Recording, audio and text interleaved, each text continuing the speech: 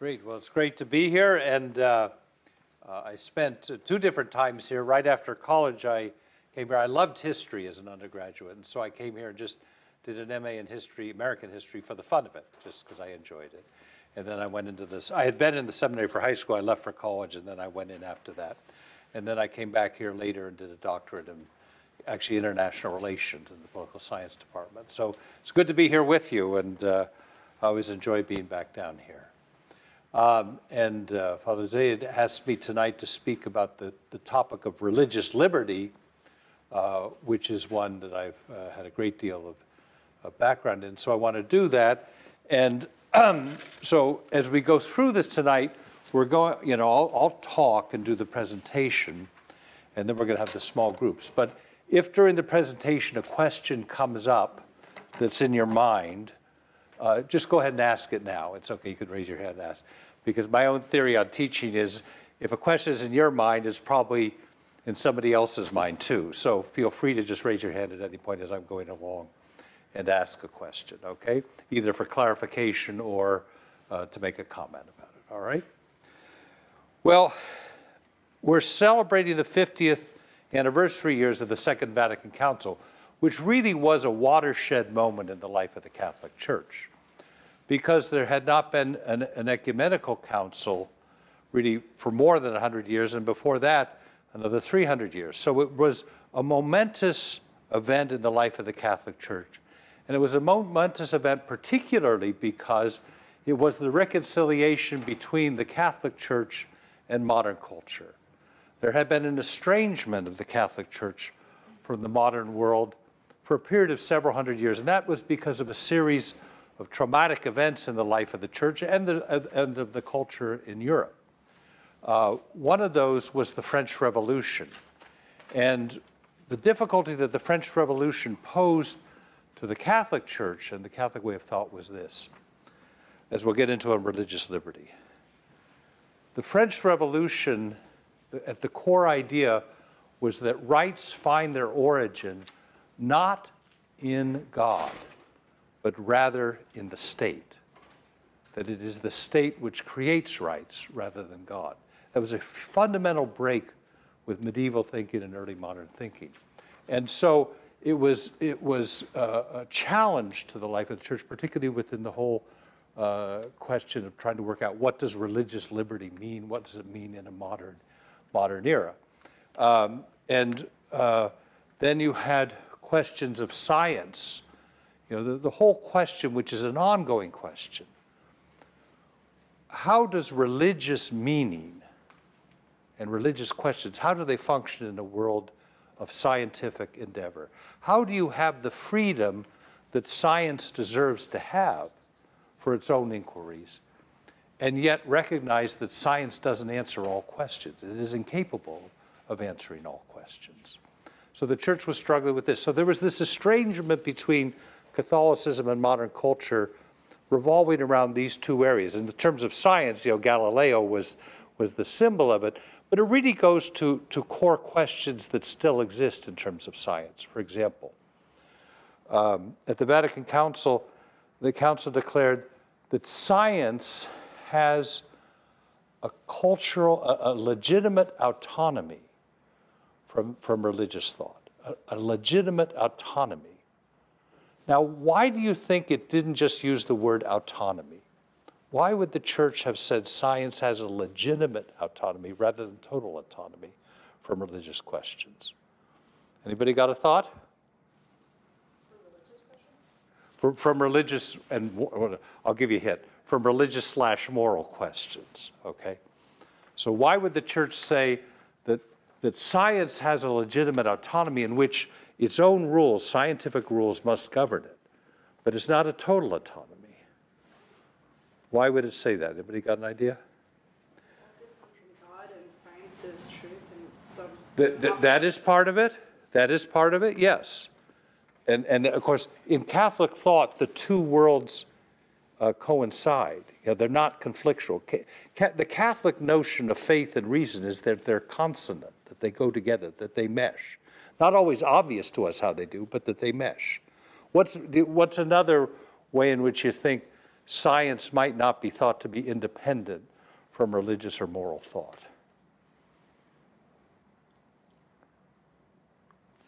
All right.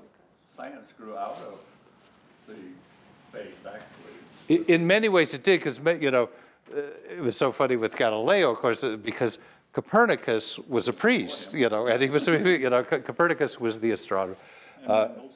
Mendelssohn, yes, so many. But basically it's this, and we face this in our own era. We face it in a big way in our own era.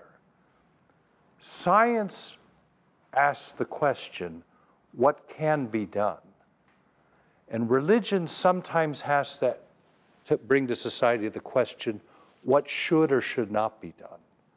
For example, the atomic bomb is one of the most important moral questions that we have faced as a world, the development of the atomic bomb.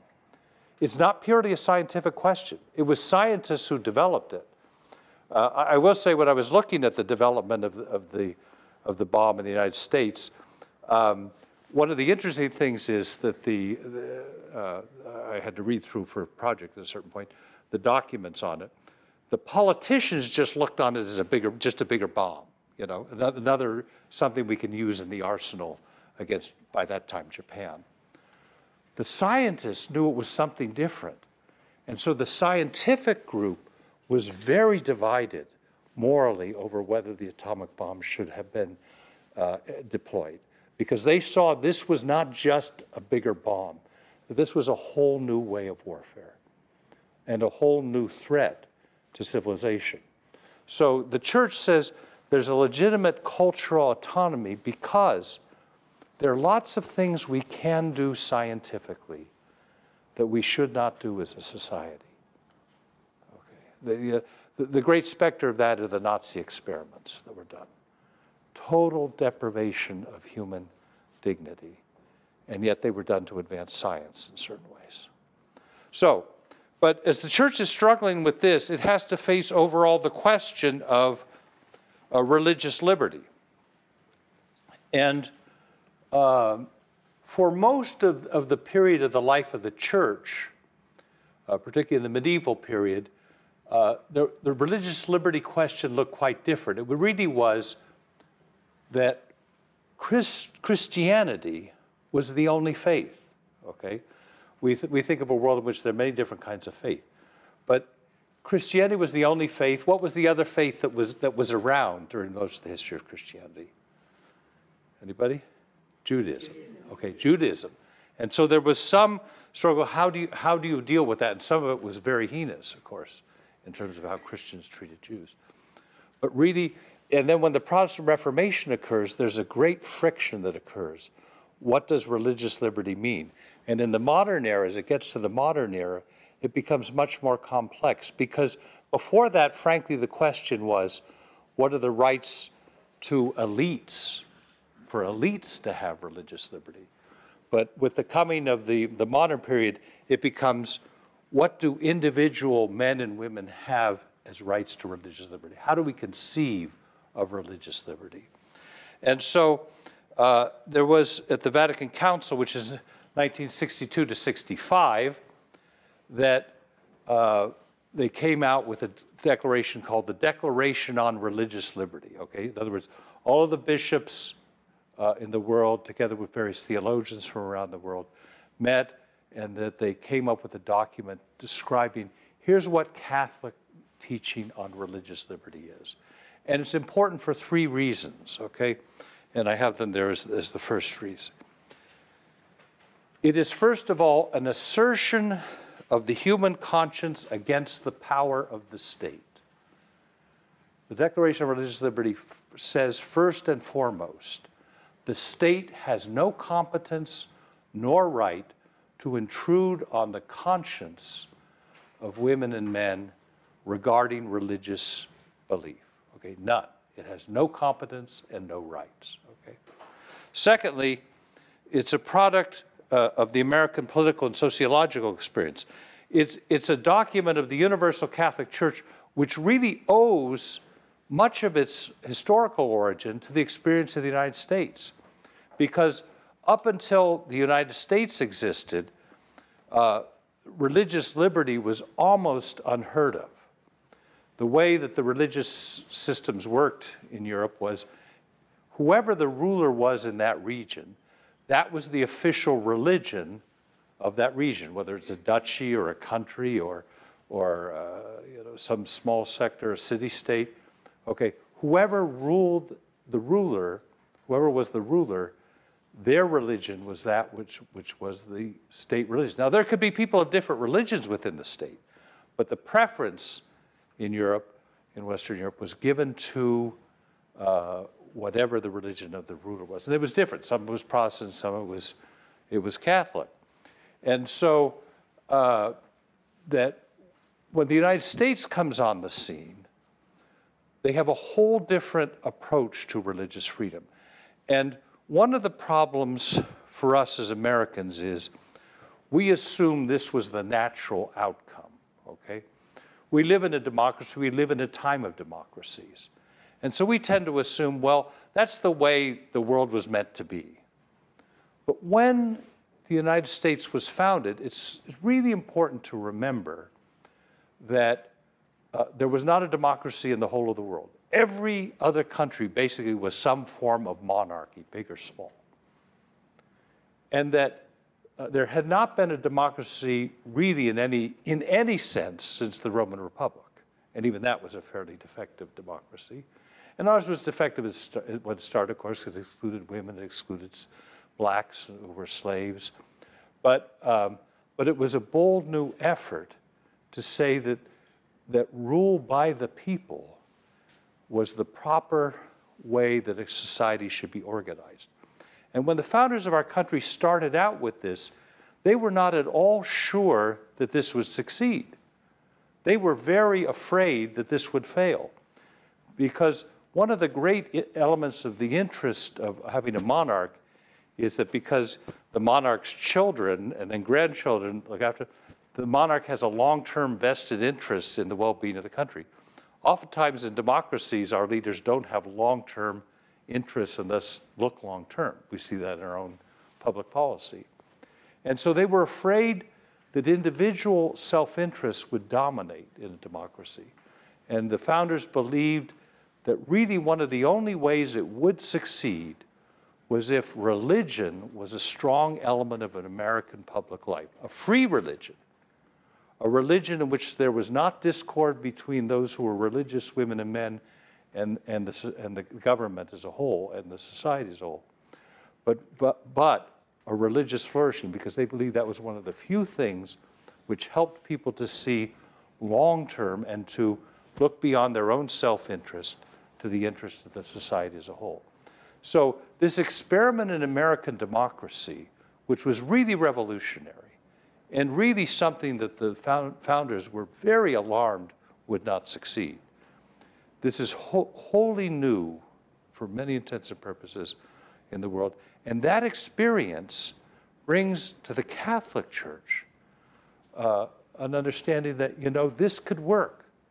That this idea of having religious freedom, you don't need an official state religion, you don't need a preferred state religion. Before the Vatican Council, and all through the historical period leading up to that, Catholic doctrine said the preferred religion should be Catholicism. Now, it didn't mean you should be burning people at the stake if they weren't Catholic, but it said the preferred religion should be that.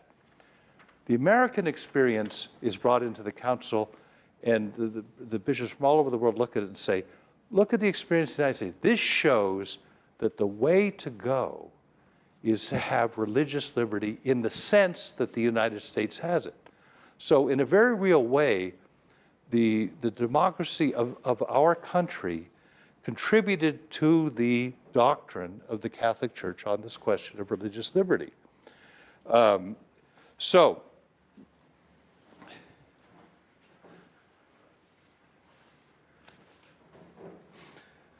Central to this, central to the whole question of religious liberty is that of the Catholic conception of conscience, okay?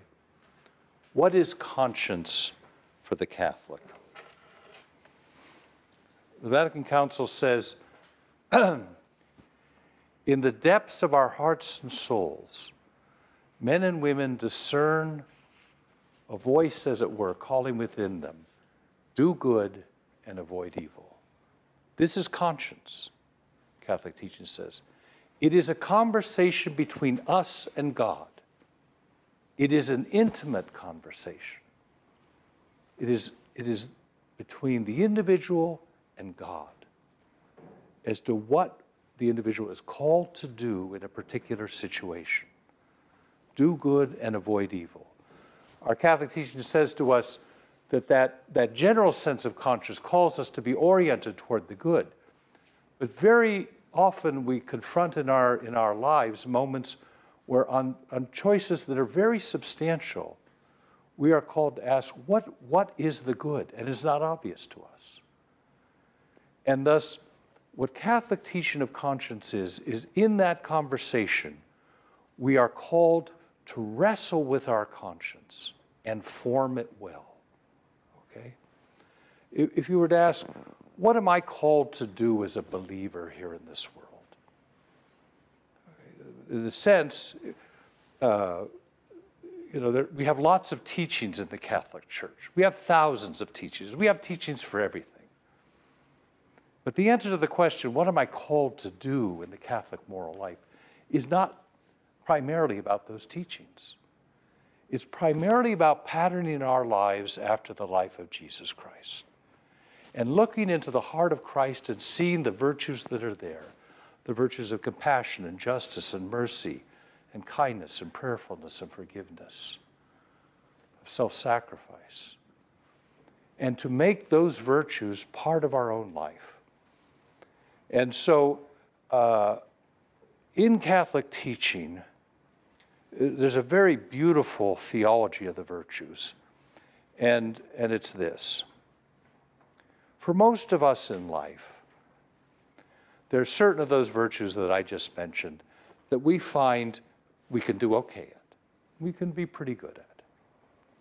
And then and the church says, keep working on that. And then there's certain ones where we find very difficult, okay? For each of us, there's one or two of those virtues, and they differ from person to person, that we find very difficult. And the great problem is, the virtue we find difficult when we're 30 is probably the virtue we're going to find difficult when we're 50 and 70 too, because at a core level, we are who we are on certain levels, and so we find that hard. People who come to confession, they often say, oh, I'm so discouraged. I'm confessing the same sin that I did 5 years ago.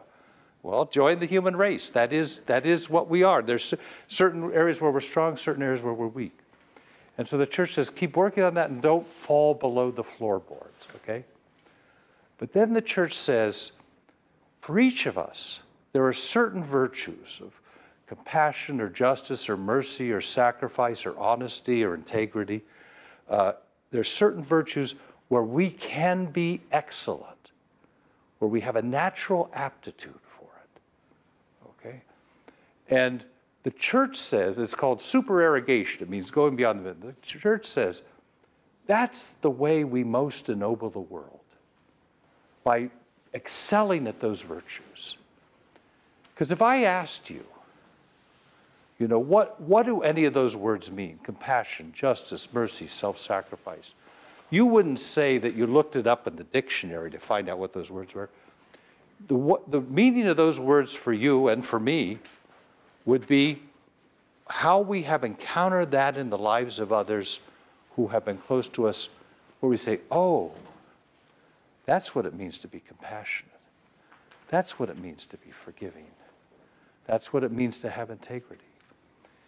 And the Thomistic vision of the beatific vision, when we come to see God at the end of our lives, is this. We say, well, how, at the end of our lives, most of us are not saint-like quite yet, okay? And yet we believe we will be saint-like in the company of God in heaven. Well, how do we become so? And Thomas's vision of the beatific vision is that when we come to God, who is the essence of goodness at the end of our life, when we encounter the face of God, that it will be so filled with goodness that it will draw the goodness out of us. That's what the virtues do. And when we live out those virtues, that's what we do. We act as sacraments of God's presence in those particular virtues in the lives of others. And that's how we most ennoble the world, by living out those virtues.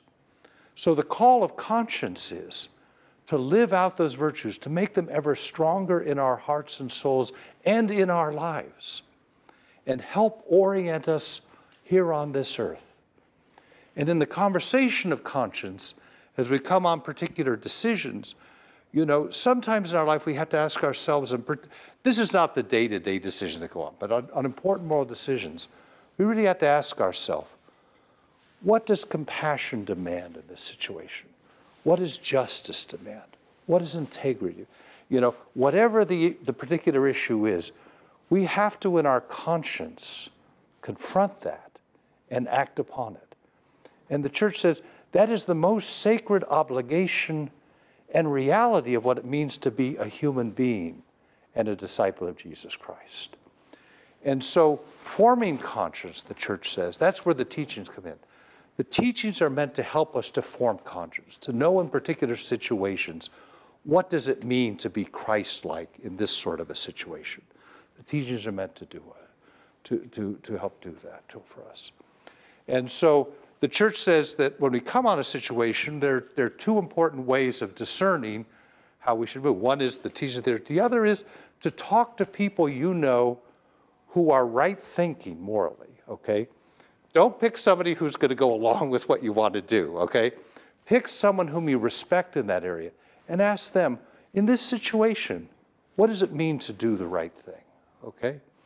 And so the church says that if you do this, if you really try to form your conscience in general and in particular situations, according to the imitation of Christ, that when you conclude in your conversation with God that God is calling you to do X, then you must do X.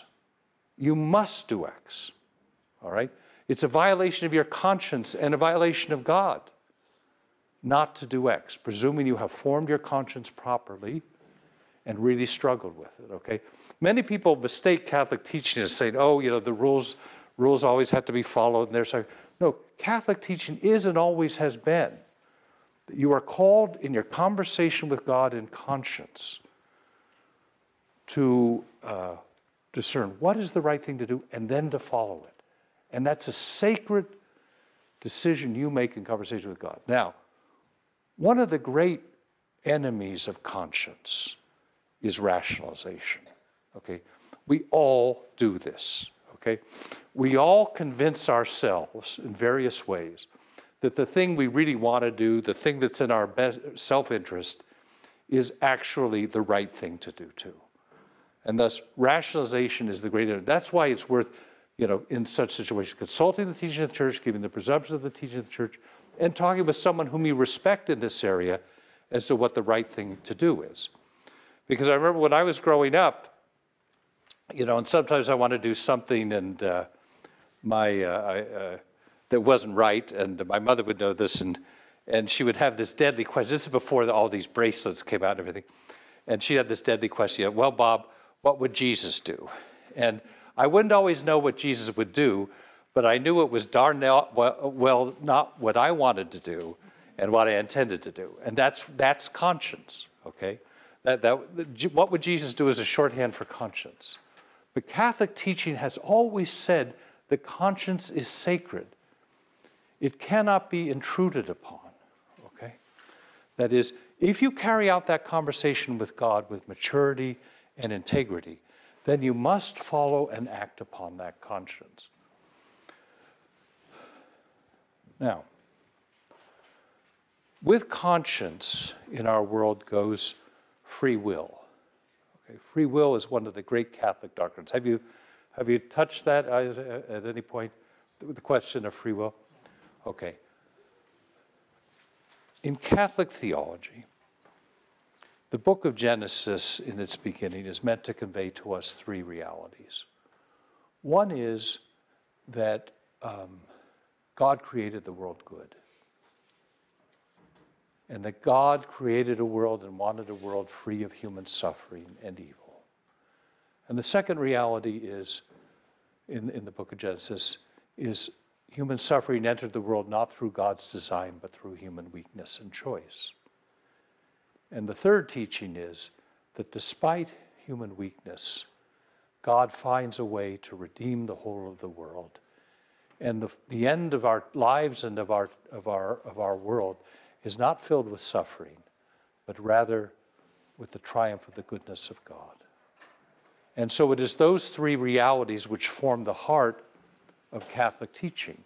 But in the meantime, we have this very difficult question of suffering which exists in the world. Why did God create human beings so they could choose evil? And there's a wonderful passage, which I would commend to all of you, in the book, the brothers Karamazov. Have any of you read Karamazov? Okay, there's a beautiful section there called The Dream of the Grand Inquisitor. Okay? And basically, it's pondering this question of free will. Why did God allow human beings to be able to choose evil and choose choices which bring suffering into the world? And so, someone's birthday's outside. So that basically in the Dream of the Grand Inquisitor, the Grand Inquisitor's name was Torquemada. He was a guy in Spain. He was an actual historical personality. He has put Jesus Christ on trial. And the trial is, he's trying Jesus for having given human beings free will. And he goes through, he calls witnesses up of all the suffering that exists from human choices that are bad choices. And that at the end of it, he says, I rest my case. And he goes up to Jesus, he says, who's now on the stand, how could you have let this happen? How could you have fashioned men and women to be able to do such evil that the world is as it is? And Jesus looks up and he says, because I loved them so, what kind of human beings would I have created if I created them without any choice at all? And it's true. What kind of humanity would we have if we didn't have the humanity, the choice to do right and wrong, if our choices were meaningless? And so that's the problem of free will. That's the problem of conscience. Conscience is a great call. It's a sacred call. And the church says in our own lives, in our own moral lives, we're called to regard it as something that's between us and God. Doesn't mean it doesn't have consequences. Doesn't mean we shouldn't talk with people about what the right thing to do is. But it means in the end, our most important moral decisions are sacred and between us and God. And so that is the Catholic notion of conscience. And it is from that Catholic notion of conscience that the whole approach to religious liberty evolves in the Second Vatican Council. Because the Church says in the Second Vatican Council, in the Declaration on Religious Liberty, it says, if conscience is this sacred, that it is the conversation between the human person and God, then government cannot intrude upon it in any way whatsoever. Government has not the competence nor the right to intrude upon that sacred conversation, particularly as that conversation touches upon questions of religious belief. And so the core of the Declaration on Religious Liberty says that in our religious beliefs, what we believe about the existence of God, of the creation of the world, of the moral rights and the pathway that lies before us in this world, government has not the competence nor the right to intrude. Okay, that's the fundamental declaration. It flows from what our conscience is. Now, Catholic teaching says that our conscience is oriented toward the truth and toward those virtues I just talked about in terms of the heart of Jesus. So it's not some free-flowing thing. There's a woman named Gertrude Himmelfarb who's an intellectual historian in the 19th century, and she said something which I think is very important once I heard a talk. And she said, you know, when people talk nowadays about what motivates them, they speak of values, all right? And she said, in the 19th century, people spoke of virtues. She said, there's a very important distinction in those concepts. And she says, something important has been lost. Virtue, the word virtue says, there is a right way to doing it. Okay? Now, we don't always have our grasp on what exactly that right way is. But the concept of virtue says, there is a right way to live. And we try to discern that. We try to be animated by it. Values has the connotation in our culture that your values are as good as my values, and it doesn't really make much difference. And so that's why it's so important to remember what we're talking about in the Catholic moral life is following the virtues, mainly the virtues of that were in the heart of Jesus Christ himself, okay? It's not just any old value. It is particular virtues, but we're called to have that in our conscience, and government cannot intrude upon that. So the first order of religious liberty really is that government can't intrude, pressure, prefer any form of religion, okay, in terms of religious belief. There's a second area of conscience, and that is that for us who are religious believers, there is an expression of that in a community identity. That is, we are not just individual religious believers. We form religious communities. And so the second dimension of religious liberty in Catholic teaching is that religious communities have particular rights within society that government must give great deference toward, okay? It's not total deference. Like, I want to be clear, the first level of conscience is that within my own belief, government must give total deference to that.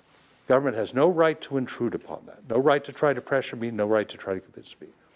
As it is expressed in my life in religious community and that of other religious communities of all different denominations, Catholic teaching says governments should give great freedom of action and liberty to religious communities. It's not total, though, because it doesn't say a religious community could do anything that it wants to when it intrudes upon what the church calls the public order, that is, what is necessary for the healthy well-being of society. Some religions have tenets that would be very injurious to society. So Catholic teaching does not say that the society has to stand by and let those things occur. But it says great deference has to be given to religious communities in their expression of what it means collectively to live out their faith.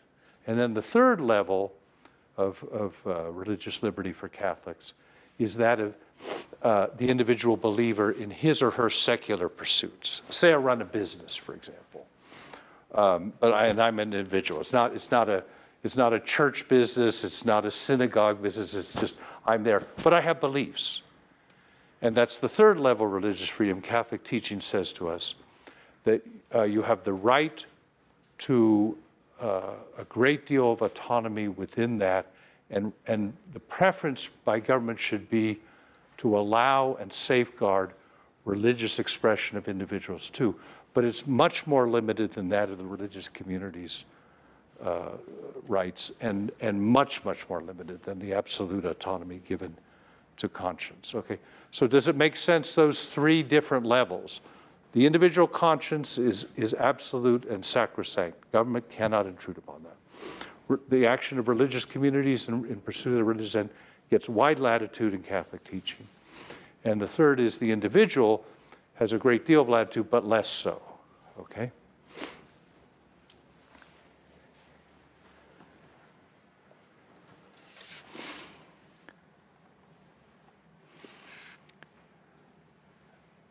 I just want to expand a minute under 3D on the question of the freedom from coercion in religious matters.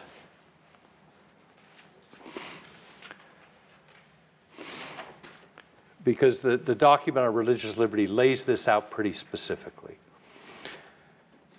There's what are religious communities entitled to? First of all, the right to worship publicly. Secondly, the right to form religious institutions. Third, the right to freedom in selecting and training ministers and religious teachers and so forth. Fourth, the right to publicly teach in speech and writing. And fifth, the right to establish educational, cultural, charitable, and social organizations prompted by religious goals. So that array of rights the Church considers as essential to safeguarding the rights of religious communities. Now, if we turn the page to section 4 then, the American political doctrine of religious liberty. The First Amendment, which is really a work of genius, it really is a work of political genius. The Non-Establishment Clause states the government can favor no particular religion, and the Free Exercise Clause of the First Amendment is a collective expression of human freedom. That is, the First Amendment, as it pertains to religion, has two elements that go hand in hand, but they're different. And it's important to recognize both of them. One is government can't prefer any religion. There's no establishment. That's the non-establishment. But the other is the Free Exercise Clause. Religious communities have an intrinsic right to function in freedom. This is not a right given to them by the state. It's important for us to recognize the difference between the French approach of the Revolution and the approach of the American Constitution. The American Constitution does not say the government has created these rights. It says the government recognizes these God-given rights are rights of human freedom. It's a wholly different starting point.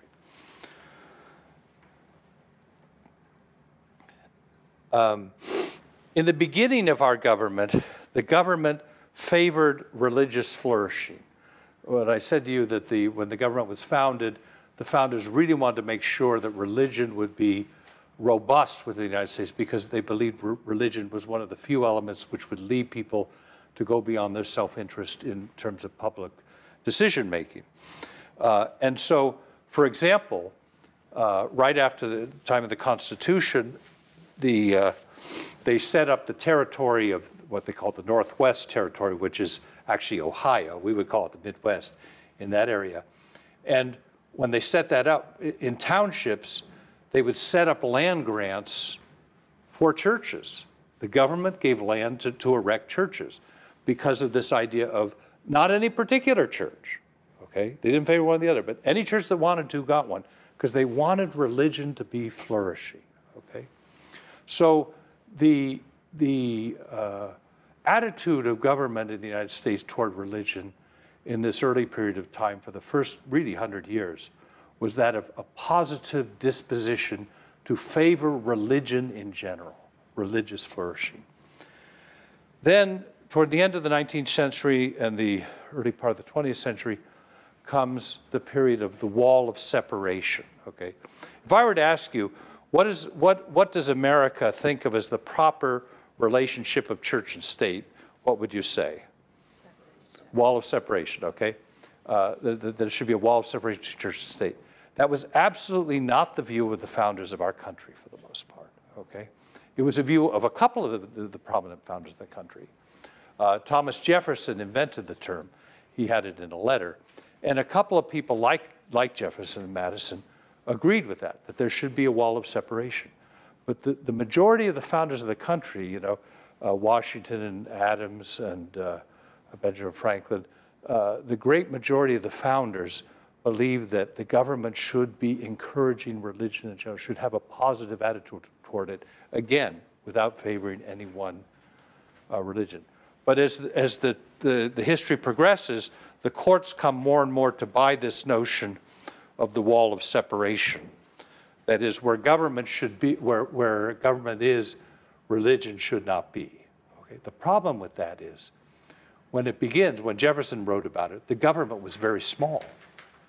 Now, government is such a huge sector in our society that if religion has to evacuate every sector of society that government is, there'll be almost no room for religion to function in our society. That's the problem with the wall of separation approach as it exists now. You may have heard and read in the past year this very lengthy debate about the Health and Human Services mandate that pertains to the Affordable Care Act. And let me just try to demonstrate why it's an application of these issues where the rubber hits the road, and why the Catholic bishops have been very concerned about it. The Affordable Care Act has the implementation of a whole variety of steps to try to broaden health care. Catholic teaching has been in favor of broadening health care in society for over 100 years, and actually the church has been one of the leading exponents of that for many years. But there are other elements of the Affordable Health Care Act that the church has not been happy with. This has been one.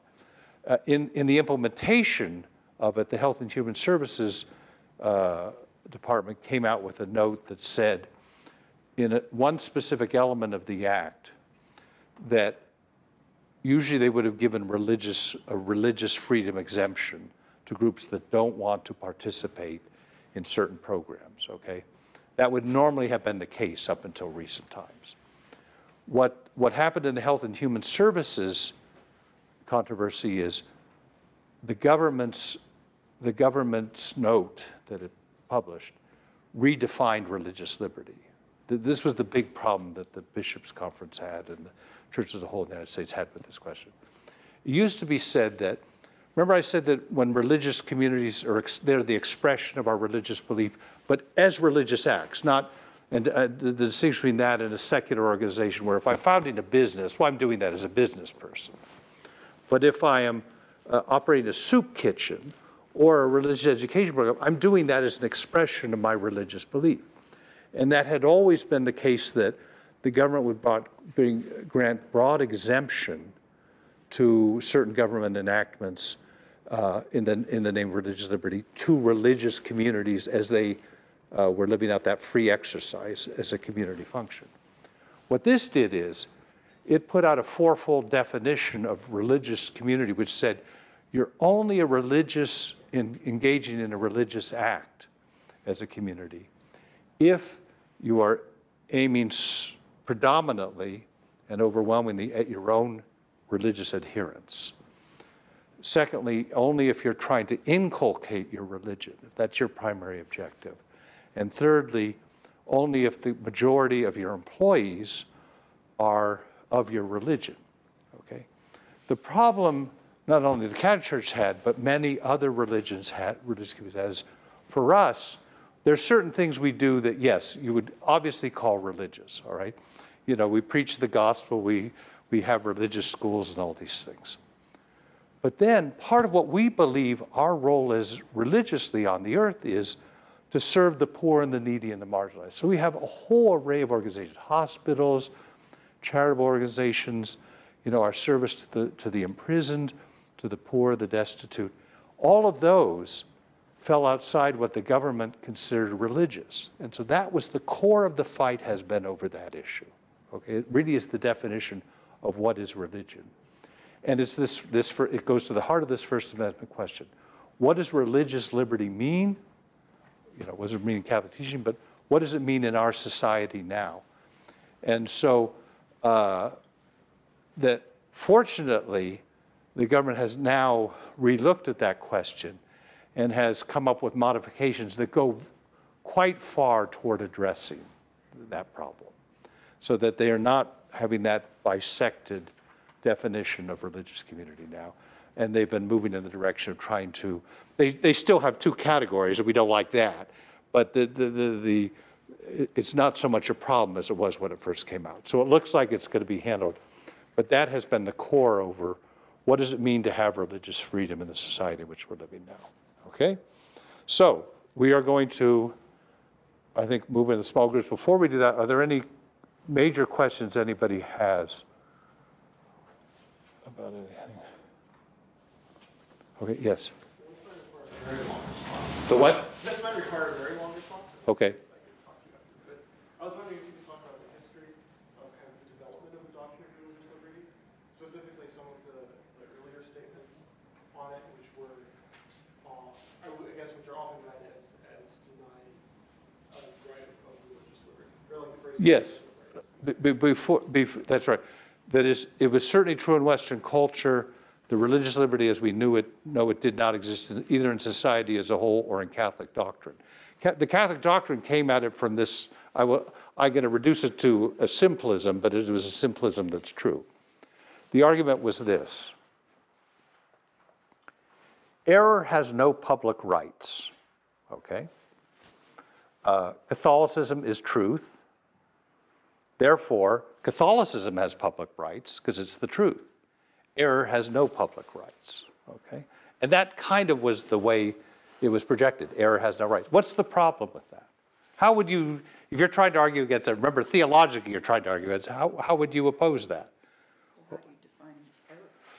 Well, error, you've got to wrestle within this mindset, you've got to take the view that Catholicism, say, is the truth, okay? Let's take it further. Now, Catholicism does not say now, it does not say we are the truth, okay? It says the fullness of truth subsists in the Catholic Church. It doesn't mean that we have the fullness of truth. It means in the revelation of Christ, we believe we have the fullness of truth. But, and there's certainly in Catholic teaching now the notion that the truth is in other religious communities also, and in individual men and women who are religious and non-religious, okay? But, so how would you deal with error has no rights? There's no opportunity for growth or critical discussion. That's a very important point. There isn't. And see, within the Catholic Church, this is where, here's a big problem in the church as it faces now.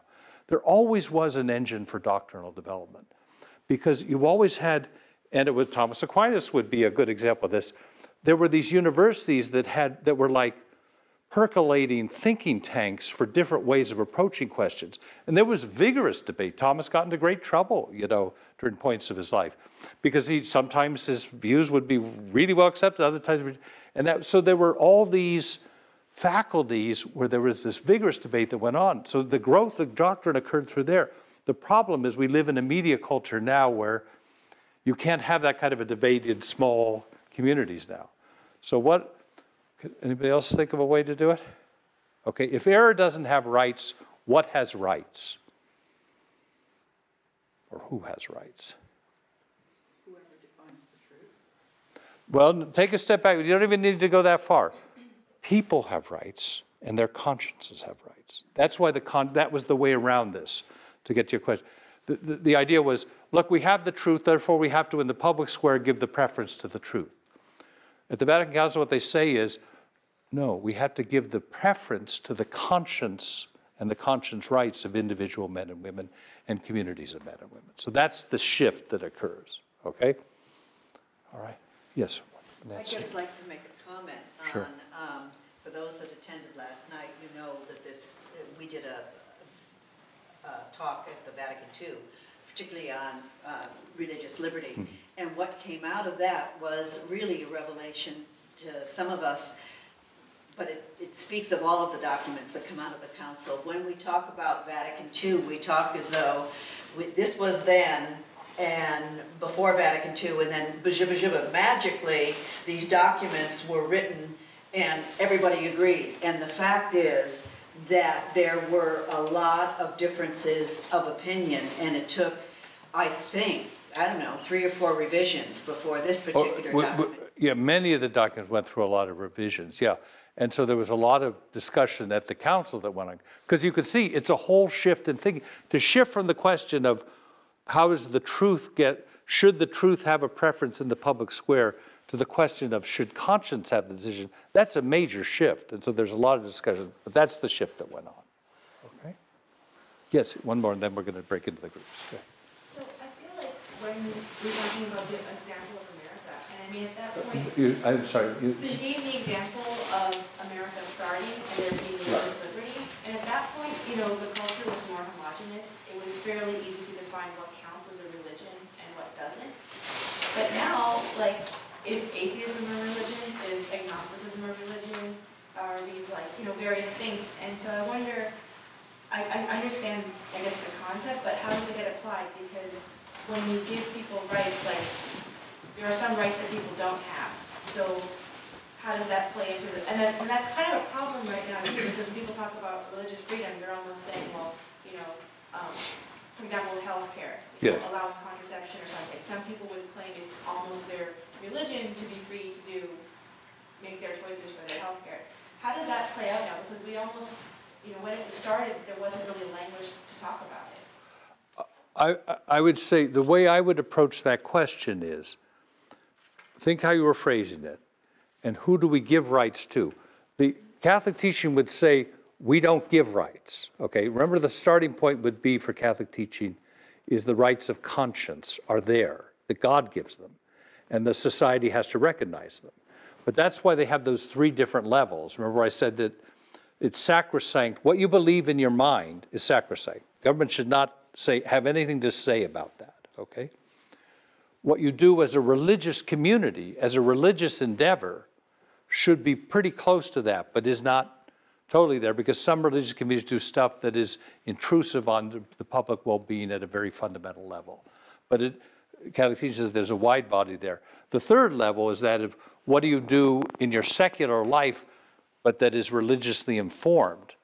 And what the church says is that you should be wide latitude for that, but that is more limited still, okay? What even counts as a religious institution, like for the second level? For the second level.